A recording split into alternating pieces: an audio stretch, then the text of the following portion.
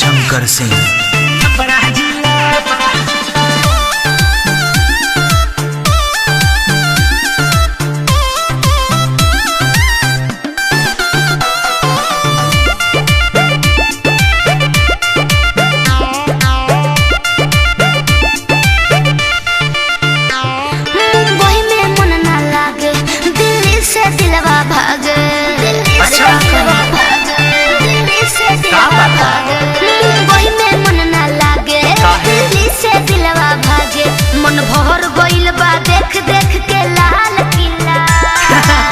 चलो ना घुमा दे तो है छपरा जिला। अच्छा चलो ना घुमा दे तो है छपरा जिला। चलो ना घुमा दे तो है छपरा जिला। सच में हाँ मीठ मीठ भोजपुरी छपरे में बोलाला, अपना से बड़ लोग रौरा कहाला। ई रो कहे के तो है सिखा दे, काहे की अरे सैया के नाम से बोलावल ना जाला।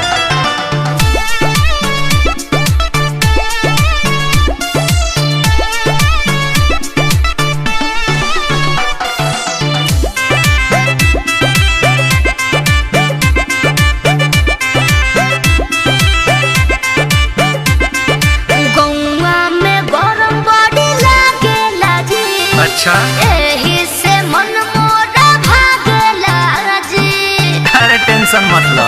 अरे झूरू झूरू बहेला बेअरिया पीपरा के छाँव में। अरे शीतला शीतला मिलेला पनिया। अच्छा? गोरी हमारा गाँव में। हतर वो हमसे गजब गजब के बात कहिला। चलो ना घुमा दे तो है छपरा जिला। चलो ना घुमा दे तो है छपरा जिला। चलो ना घुमा दे घुमा दे।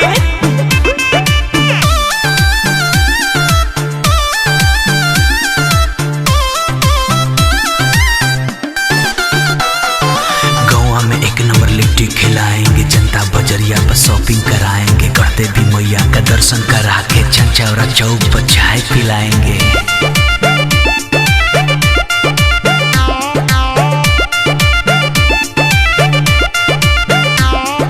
छपरा में का कोई ढोसा मिली, ए जी कोल्ड ड्रिंक के साथ समोसा मिली। बोली और का मिली? अरे चलो चलो गोकुल डेयरी में छोला चाट खिलाएंगे। अरे ओही जगह कॉफी हाउस गरम कॉफी पिलाएंगे। सोनपुर के मेला के तो बड़ी नाम सुनीला। चलो ना घुमा दे तो है छपरा जिला।